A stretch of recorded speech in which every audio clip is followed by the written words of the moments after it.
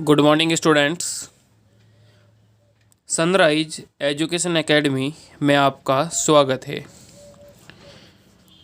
मैं Parveen Soni chapter number 3 कर रहे थे बेटा,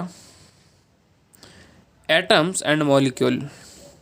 लास्ट टर्न पर अपन ने चैप्टर नंबर 2 के अंदर जो फिजिकल और केमिकल चेंजेस था वो कंप्लीट किया, और साथ ही साथ थर्ड चैप्टर अपन ने स्टार्ट किया था परमाणु एवं अणु, जिसके अंदर मैंने आपको परमाणु और अणु की जो मतलब अलग अलग वैज्ञानिकों के द्वारा जो उनके द्वारा दिए गए कंसेप्ट थे, जो फिलोसोफर थे, पकुआ, कात्यायान, डाल्टन, समझ रहे हो, महर्षि कनाद, उनके बारे में बताया।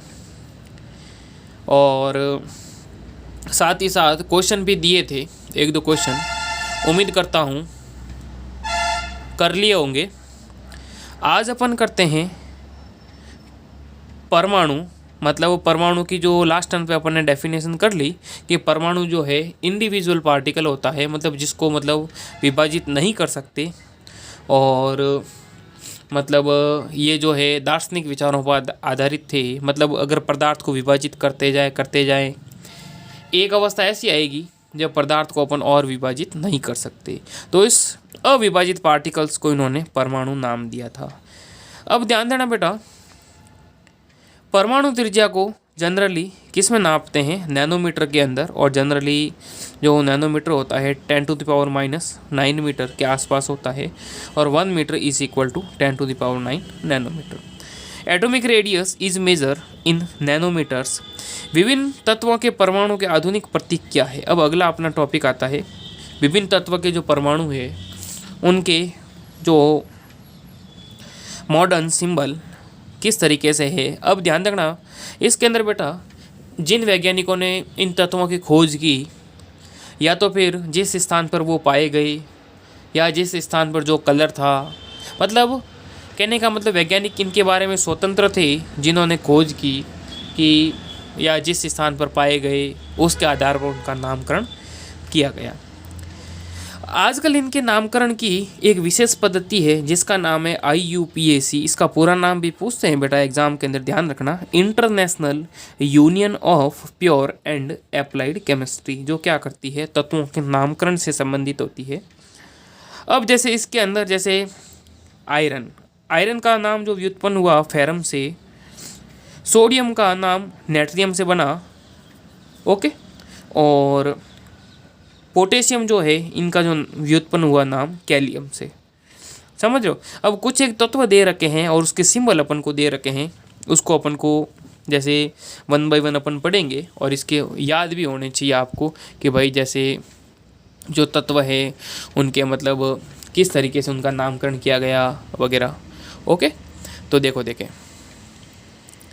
जैसे सबसे पहले एल्यूमिनियम का Al, आर्गन का Ar, बैरियम का Ba, boron B, bromine Br, okay. इस तरीके से कैल्शियम का Ca, कार्बन का C, क्लोरीन का Cl। वैसे आपने 8th में कुछ एक तत्वों के नाम पढ़े ही हैं। कोबाल्ट का Co, देखो CO छोटा है, ध्यान रखना, C अगर O बड़ा है तो फिर कार्बन मोनोऑक्साइड हो जाएगी, समझ रहे हो, तो CO। Copper Cu, fluorine F, स्वर्ण, गोल्ड का Au, औरम, हाइड्रोजन का H, आयोडीन का I, आयरन का Fe, ध्यान रखना बेटा, आयरन का IR नहीं, ध्यान रखना Fe। सीसा का क्या होगा? Pb, okay. इस तरीके से ये कुछ एक तत्वों के नाम थे। अब है एटॉमिक मास या परमाणु द्रव्यमान। परमाणु द्रव्यमान कुछ एक दे रखे हैं, ध्यान देना बेटा। जनरली क्या है, जो परमाणु क्रमांक है उसको भी डबल कर लें। जैसे हाइड्रोजन, अब हाइड्रोजन का तो 1 है एटॉमिक मास। कार्बन का कितना होता है? परमाणु क्रमांक 6 है तो डबल कर लें 12। नाइट्रोजन का 7 होता है तो परमाणु द्रव्यमान हो गया 14। ऑक्सीजन का 16, सोडियम का 23, 11 नंबर पर है, 11 2 22 और मतलब 23 है। ये कुछ एक जो डबल है, ये मतलब ट्रिक है। मैग्नीशियम का देखो 12 नंबर पर है 24, सल्फर का 16 पर है 32, क्लोरीन का 35.5 और कैल्शियम का 20 नंबर पर 40। तो मतलब यही अपन को याद रखना है, बाकी सब जनरली डबल कर देंगे, है ना। हाइड्रोजन का 1 है, सोडियम का 23 और क्लोरीन का 35.5। बाकी सबको डबल करना है। अब देखो परमाणु किस प्रकार अस्तित्व में रहते हैं। How do atoms exist. अधिकांश तत्व के परमाणु स्वतंत्र रूप से अस्तित्व में नहीं रह पाते। परमाणु अणु एवं आयन बनाते हैं।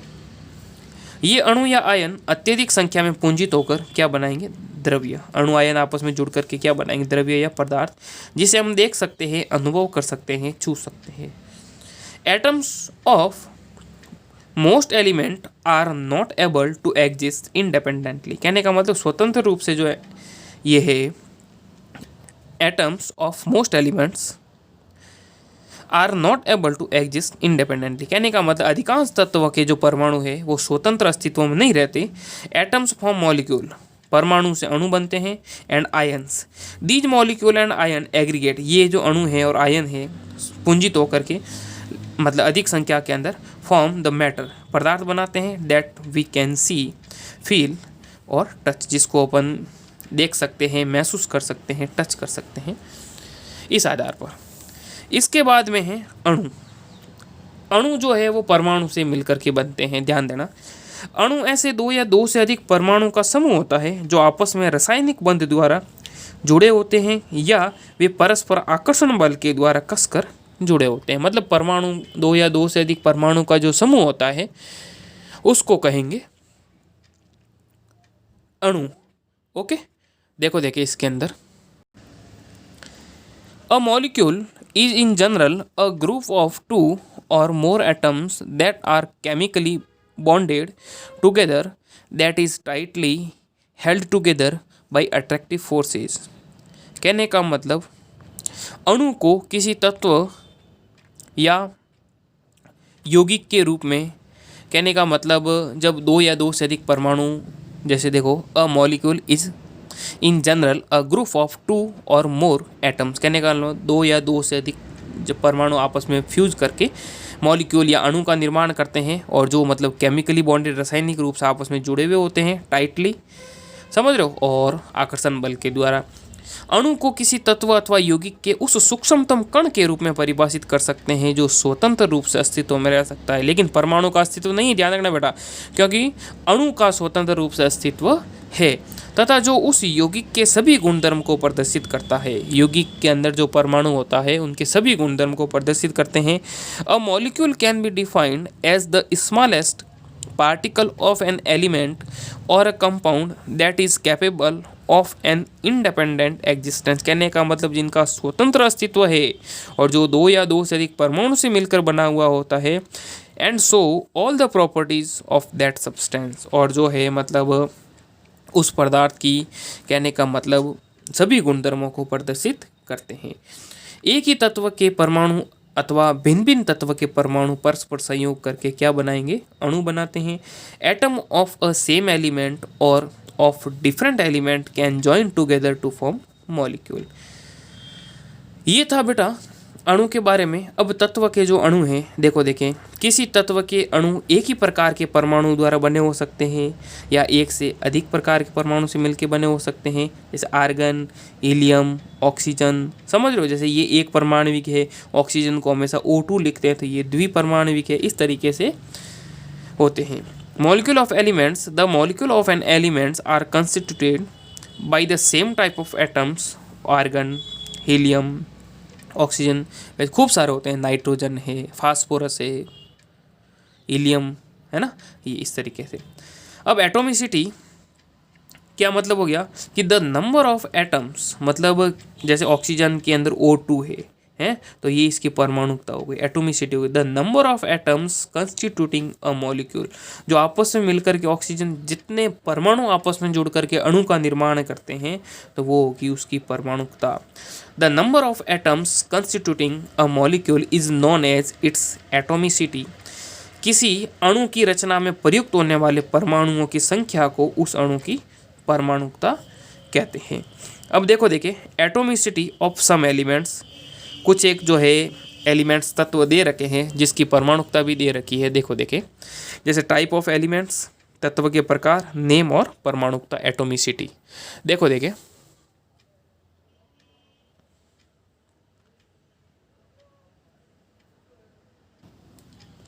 देखो देखें, जैसे नॉन मेटल अधातु और मेटल आयन धातु, जैसे आर्गन एक परमाणु है, हीलियम एक परमाणु, जनरली अपन आर्गन को AR लिखते हैं, हीलियम को HE लिखते हैं, इसलिए मतलब एक एक ही है, इसलिए इसको एक परमाणु। ऑक्सीजन को O2 लिखते हैं तो ये डाई एटॉमिक, हाइड्रोजन को H2 लिखते हैं तो ये डाई एटॉमिक, और मेटल के अंदर सोडियम हमेशा Na लिखने हैं तो ये भी एक एटॉमिक, मतलब एक परमाणविक हो गया। आयरन को Fe लिखते हैं, कभी Fe2 Fe3, मतलब इस तरीके से नहीं, तो ये भी मोनो एटॉमिक हो गया। एल्यूमिनियम को Al लिखते हैं तो ये भी मोनो एटॉमिक। तो इस तरीके से मतलब ये जो है मेटल और नॉन मेटल, इनकी परमाणुकता के आधार पर ये बताए गए। इसके बाद में मॉलिक्यूल्स ऑफ कंपाउंड, यौगिक के अणु। यौगिक के अणु के अंदर क्या होगा, देखो देखें, atom of different elements join together in definite proportion to form molecules of compound. कहने का मतलब जिसके अंदर भिन्न भिन्न तत्व के परमाणु एक निश्चित अनुपात में अगर परस्पर जुड़ते हैं, भिन्न भिन्न तत्व के परमाणु अगर निश्चित अनुपात में परस्पर जुड़ते हैं तो उनको अपन कहेंगे मॉलिक्यूल ऑफ कंपाउंड। कहने का मतलब यौगिक के अणु। इसके अंदर ध्यान देना देखा बेटे, देखो देखे, वाटर, अमोनिया और कार्बन डाइऑक्साइड। देखो देखें, जैसे वाटर का फॉर्मूला H2O है। अब ध्यान देना, इसके अंदर अब वाटर किससे मिलके बना, हाइड्रोजन से और ऑक्सीजन से। अब हाइड्रोजन के कितने, 2 परमाणु हैं, 2 लिख लो। ऑक्सीजन कितना, 1 परमाणु, 1 इंटू, अब हाइड्रोजन का परमाणु द्रव्यमान कितना था, 1 था, 1। ऑक्सीजन का कितना था, परमाणु द्रव्यमान 8 नंबर पर है, तो परमाणु द्रव्यमान कितना, 16 हो गया, इंटू 16। ओके, 2 को 1 से मल्टीप्लाई करोगे 2, 16 को 1 से करोगे 16। तो इसको अगर और सिंप्लीफाई करें तो 1:8 हो गया, इस तरीके से। इसी प्रकार जैसे अमोनिया NH3, अमोनिया जैसे N और H से मिलकर बना। नाइट्रोजन कितना, 1 है, इंटू हाइड्रोजन कितना, 3 है, इंटू, अब नाइट्रोजन का जो परमाणु द्रव्यमान है कितना है, 14 है। हाइड्रोजन कितना, 1 है, तो 14 को 1 से गुणा करोगे तो 14, 3 को 1 से मल्टीप्लाई करेंगे 3, तो ये जो हो गया, ये रेशियो हो गया इनका। इसी प्रकार कार्बन डाइऑक्साइड CO2 जो कार्बन और ऑक्सीजन से मिलके बना है। कार्बन का परमाणु द्रव्यमान कितना होता है, 12, और ऑक्सीजन का कितना होता है, 16। ओके, कार्बन 1 है, ऑक्सीजन 2 है। 12 को 1 से गुणा करोगे तो 12, 16 को 2 से करोगे तो 32। इसको सिंप्लीफाई करो 6, इसको सिंप्लीफाई करते हैं तो 16, इसको सिंप्लीफाई करोगे 3, इसको सिंप्लीफाई करोगे 8। तो इस तरीके से मतलब ये जो है मॉलिक्यूल्स ऑफ कंपाउंड देखने को मिलते हैं। ये मैंने आपके जो है वाटर, अमोनिया और कार्बन डाइऑक्साइड। ओके, इस तरीके से आपको ध्यान रखना है। इसके बाद में आता है what is an ion. Ions क्या होते हैं, धन आयन, ऋण आयन किसे कहेंगे, देखो देखें, compound composed of metal and non metal contain charge species. कहने का मतलब जो कंपाउंड होते हैं, जो धातु और अधातु से मिलकर बने हुए होते हैं, और जिसके ऊपर कहने का मतलब आवेशों से जो घिरे हुए होते हैं, उनको आयन्स कहेंगे। The charge species are known as ions. Ions में consist of a single charge atom और a group of atom that have a net charge on them. जिनके ऊपर मतलब आयन्स के ऊपर एक फिक्स चार्ज उपस्थित होता है। An ion can be negatively और पॉजिटिवली, ये भी मतलब धनात्मक भी हो सकते हैं और ऋणात्मक भी हो सकते हैं। अ negatively charge ion is called anion and the positively charge ion a cation. मतलब जो नेगेटिवली है उनको कहेंगे एनायन, और जो पॉजिटिव है, धनात्मक होते हैं, उनको कहेंगे cation. Take for example sodium chloride, जिसके अंदर क्या है, its constituents particle are positively charge sodium ion and negatively charge chloride ion. समझ रहे हो, NaCl, इनके अंदर Na पॉजिटिव और जो है क्लोराइड ये नेगेटिव होता है। देखो देखिए इसका हिंदी में, धातु एवं अधातु युक्त यौगिक आवेशित कणों से बने होते हैं। इन आवेशित कणों को आयन्स कहते हैं। आयन आवेशित कण होते हैं तथा इन पर ऋण आयन, ऋण अथवा धन आवेश उपस्थित होता है। ऋण आवेशित कण को ऋणायन, धन आवेशित कण को धनायन कहते हैं। उदाहरण के लिए सोडियम क्लोराइड, इनमें सोडियम Na+ तथा ऋणायन क्लोराइड आयन Cl- संकटक कण के रूप में विद्यमान होते हैं। ओके, ये हो गया। अब कुछ एक एग्जांपल्स दे रखे हैं, सम आयोनिक कंपाउंड्स, जिसके अंदर कैल्शियम ऑक्साइड है, मैग्नीशियम सल्फाइड है, समझ रहे हो, और सोडियम क्लोराइड। देखो देखें, कुछ आयनिक कंपाउंड है जैसे कैल्शियम ऑक्साइड CaO। ओके, अब कैल्शियम और ऑक्सीजन से मिलके बने। कैल्शियम का एक परमाणु है, ऑक्सीजन का भी एक है। कैल्शियम 40 नंबर पर है, ऑक्सीजन है 32, मतलब 20 नंबर पर है, द्रव्यमान होता है 40, ऑक्सीजन का होता है 32। इसको सिंप्लीफाई करो, 8 से डिवाइड करो 5, और 8 से डिवाइड करेंगे तो 4, तो इसका रेशियो हो जाएगा 5:4। ओके, इसके बाद में था मैग्नीशियम सल्फाइड MgS। ये फॉर्मूले किस तरीके से बनते हैं, आगे अपने ये टॉपिक यही आ रहा है, उसको मैं बताऊंगा। अब ये किससे मिलके बना, मैग्नीशियम से और सल्फर से। मैग्नीशियम का होता है परमाणु द्रव्यमान 24, और सल्फर का होता है 32। अब इसको भी अगर डिवाइड करें 8 से, तो 8 को 3 से मल्टीप्लाई करें 24, 8 को 4 से करेंगे 32, वापस डिवाइड करो 2:1, इस तरीके से। इसके बाद में था सोडियम क्लोराइड। सोडियम क्लोराइड के NaCl। अब सोडियम का 23 और क्लोराइड का 35.5, यही था। तो अब ये तो डिवाइड नहीं होंगे, तो इस तरीके से, मतलब ये देखो देखें, सॉरी बेटा, यहाँ CaO करवाया मैंने। Ca तो ऑक्सीजन जो है, कैल्शियम है 20 नंबर 40 हो गए, लेकिन ऑक्सीजन का जो परमाणु क्रमांक 8 है, तो 8 2 16, तो यहाँ पर 16 होंगे, ध्यान रखना। सॉरी, ये गलत हो गया अपने, 16 करो यहाँ पर। तो इसको फिर वापस अपना 8 से डिवाइड करें तो 5 बार, और 8 2, 5:2 रेशियो होगा। ओके, ये वापस सही कर लेना। ओके, इस तरीके से ये ध्यान रखना। ये बेटा, ये भी एक बार ये वापस, ये भी रॉन्ग हो गया अपने। जैसे ये 24 सही है और ये 32 सही है, लेकिन इसका तो डिवाइड करने मिस्टेक हो गई, बाई मिस्टेक हो गया। जैसे इसको अपन 8 से डिवाइड करेंगे ना, तो जैसे 8 से डिवाइड करना था मेरे को, तो मतलब जैसे 24 है, इधर देखो ये मैं वापस बता रहा हूँ, MgS। देखो, अब जैसे ये किससे मिलके बना, मैग्नीशियम से और सल्फर से। मैग्नीशियम का 24 है परमाणु द्रव्यमान, इसका होता है 32। इसको जैसे अगर 8 से डिवाइड करूँगा तो मेरे को 3 लिखने थे, 8 3 24, इसको यहाँ पर लिखने थे 4, 3:4, या मैंने 2:1, ये रॉन्ग हो गया बेटा, ये वापस कर लेना, सॉरी। और ये दोनों, ओके, यहाँ 5:2, क्योंकि ये 40 से 16, इसको डिवाइड करेंगे तो इसका आएगा 3:4। ओके, ये बाई मिस्टेक हो गया, सॉरी। ओके, और बाकी इसका है 23 रेशियो 35.5। ओके, ये देखो देखें, जैसे ये कैल्शियम ऑक्साइड का 5:2, मैग्नीशियम सल्फाइड का 3:4, और सोडियम क्लोराइड का है 23:35.5। ओके, इस तरीके से ये होते हैं। अब देखें, इसी को कंटिन्यू करते हैं। अब अगला टॉपिक अपना आता है राइटिंग केमिकल फार्मूला, रासायनिक सूत्र लिखना। रासायनिक सूत्र लिखना, इसके अंदर names and symbol of some ion, मतलब कुछ एक आयन्स के नाम और उसके सिंबल्स दे रखे हैं, और साथ ही साथ उनकी वैलेंसी संयोजकता कितनी होती है वो भी दे रखी है। तो सूत्र बनाने से पहले सूत्र किस तरीके से बनाए जाते हैं उसके रूल्स मैं बताऊंगा आपको, और साथ ही साथ उससे पहले अपन को ये टेबल याद होनी चाहिए बेटा। अगर टेबल याद है तो आप कर पाओगे, और टेबल याद नहीं है तो नहीं कर पाओगे, सीधी सी बात है। तो एक बार अपन टेबल रीड आउट कर लेते हैं, फिर अपन इसको आगे करते हैं कंटिन्यू। जैसे देखें, सोडियम को Na+ लिखते हैं, पोटेशियम को K+ लिखते हैं, सिल्वर को Ag+ लिखते हैं, कॉपर ये फर्स्ट यहाँ पर इसलिए लिखा हुआ है क्योंकि ये जो तत्व है कॉपर, ये परिवर्तनशील संयोजकता प्रदर्शित करते हैं, इस वजह से यहाँ पर 1 2 3 इस तरीके से लिखे हुए हैं।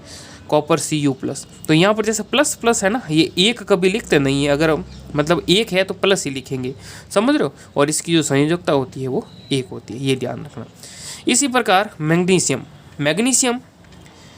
कैल्शियम, जिंक, आयरन, देखो यहाँ 2 लिखा हुआ है, कहने का मतलब ये परिवर्तनशील संयोजकता प्रदर्शित करते हैं।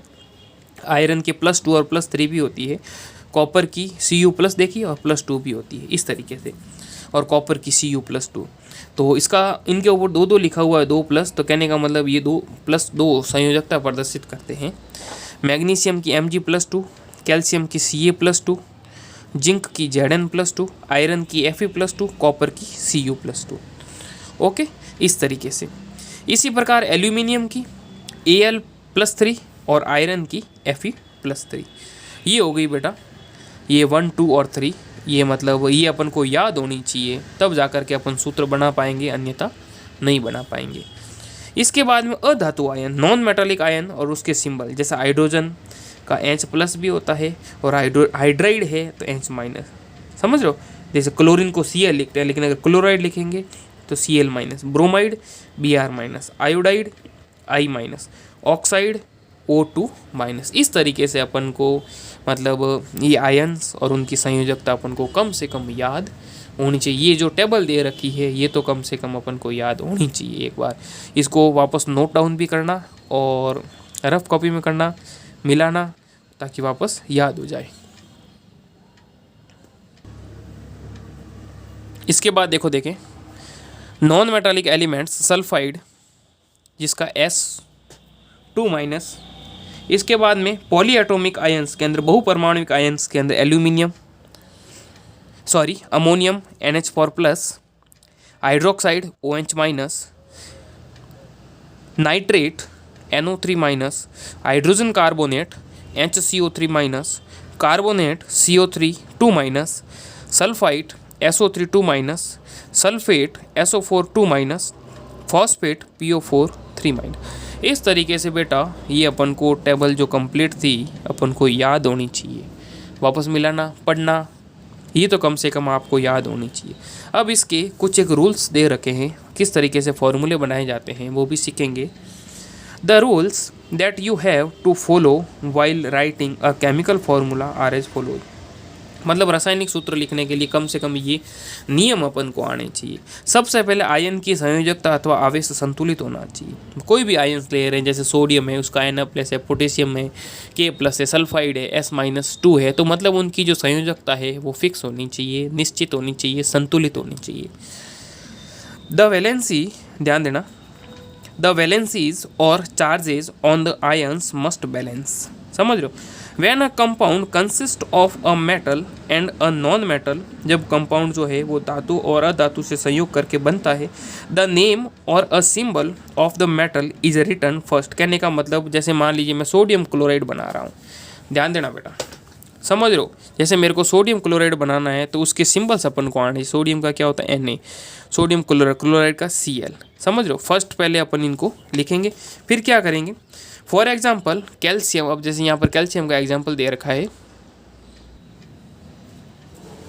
ध्यान देना बेटा, जैसे यहाँ पर कैल्शियम ऑक्साइड का एग्जाम्पल दे रखा है। यहाँ पर जैसे मैंने सोडियम क्लोराइड लिया है तो देखो जैसे calcium oxide, sodium chloride, iron sulphide, copper oxide जैसे CuO, iron sulphide FeS, where oxygen, chlorine, sulphur are non metal. उसके अंदर ये सब जो है ऑक्सीजन है, क्लोरीन है, सल्फर है, ये नॉन मेटल है। Are written on right where calcium, sodium, iron and copper are metals and are written on left. समझ लो, कहने का मतलब जो मेटल्स है उनको तो लेफ्ट साइड के अंदर, और जो नॉन मेटल है उनको मतलब राइट साइड के अंदर लिखा जाता है। फिर इनके नीचे अपन क्या करेंगे, इनकी वैलेंस लिखेंगे। जैसे सोडियम की +1 है, जो क्लोराइड है उसकी -1 होती है। फिर इसको क्रॉस गुणा करेंगे। जो जैसे सोडियम के पैरों के नीचे क्या है, अब इसके नीचे क्या ये आ रहा है Na1, और Cl के नीचे क्या आ रहा है 1। तो ये जो जहाँ एक एक आ रहा है ना, तो एक एक कभी अपन लिखते नहीं है, समझ रहे हो। तो इसलिए इसका जो फॉर्मूला क्या हो जाएगा NaCl। इस तरीके से मैं अभी सूत्र बनाना सिखाऊंगा, किस तरीके से बनाते हैं। देखें, सबसे पहले अपन को टेबल याद होनी चाहिए बेटा। मेन बात ये है, जब एक यौगिक किसी धातु अथवा अधातु के संयोग से निर्मित होता है तो धातु के नाम अथवा उसके प्रतीक को रासायनिक सूत्र में पहले लिखते हैं। उदाहरण calcium oxide, sodium chloride, iron sulphide, copper oxide etcetera. जहाँ ऑक्सीजन, क्लोरीन, सल्फर अधातुएं हैं जो दाईं ओर, और कैल्शियम, सोडियम, आयरन, कॉपर धातुएं हैं जिसको बाईं ओर लिखते हैं। In compound form when polyatomic ions, the number of ions present in the compound is indicated by enclosing the formula of ion in a bracket and writing the number of ions outside the bracket। देखो देखें for example जैसे MgOH twice, Mg क्या है magnesium है, OH क्या है hydroxide ion है। समझ लो ये MgOH ट्वाइस कैसे बना, देखो देखें मैग्नीशियम हाइड्रोक्साइड बनाना है, ध्यान देना देखो बेटे, जैसे मैग्नीशियम का Mg लिखूंगा और हाइड्रोक्साइड का OH लिखूंगा, ये टेबल में सब मिलेगा आपको। मैग्नीशियम का +2 है, OH का होता है -1, ठीक है -1। अब इसको क्या करना है क्रॉस मल्टीप्लाई। अब देखो मैग्नीशियम के पीछे 1 है तो 1 कभी लिखा नहीं जाता। OH जैसे ये बहुपरमाणुक आयन है ना, तो हमेशा क्या करेंगे बहुपरमाणुक आयन के बाहर क्या करेंगे कोष्टक लिखेंगे और उसके पैरों में जो आ रहे हैं वो लिख लेंगे, जैसे MgOH ट्वाइस, MgOH कोष्टक को बोलेंगे whole twice, MgOH whole twice. अगर यहाँ पर अगर 1 आ जाता, सपोज करो जैसे अमोनियम क्लोराइड में लिख रहा हूँ NH4Cl, तो NH4 का तो आता है +1, क्लोराइड का है -1, तो माइनस प्लस से ये कट गए तो फॉर्मूला क्या हो जाएगा NH4Cl। समझ रहे हो, इस तरीके से अगर 1 आता है तो कोष्टक बनाने की जरूरत नहीं है, लेकिन 1 या 2 या 2 से अधिक आ रहे हैं तो कोष्टक बना करके बाहर लिखेंगे, जितने भी 2 है 3 है 4 है। समझ रहे हो, जैसे एक और एग्जांपल देता हूँ, जैसे एल्यूमिनियम हाइड्रोक्साइड, एल्यूमिनियम का Al, हाइड्रोक्साइड का OH, एल्यूमिनियम का +3 है, हाइड्रोक्साइड का -1 है।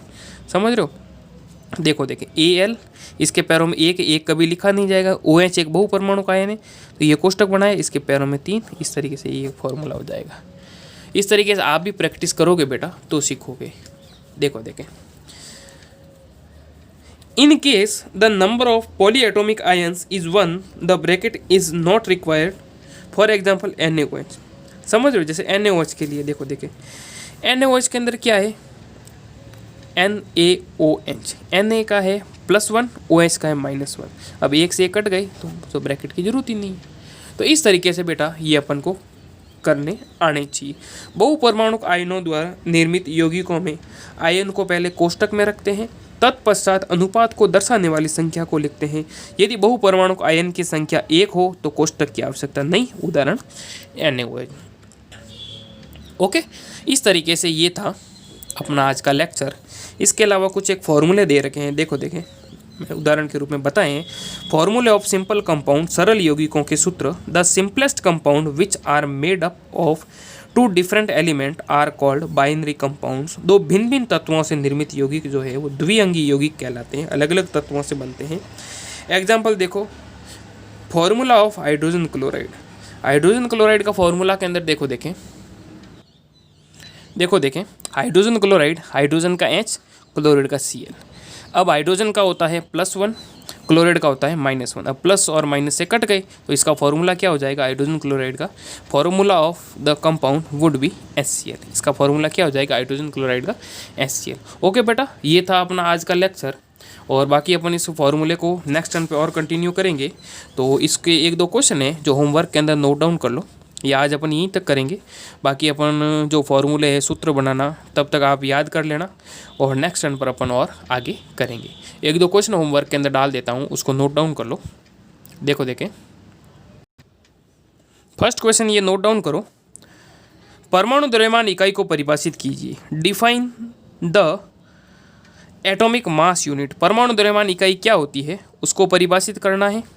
ये मतलब अपन ने इस लेक्चर के अंदर नहीं तो मतलब अगले पिछले वाले लेक्चर जो मतलब पार्ट 14 था उसके अंदर आपको देखना परमाणु द्रव्यमान इकाई क्या होती है उसको परिभाषित करना है।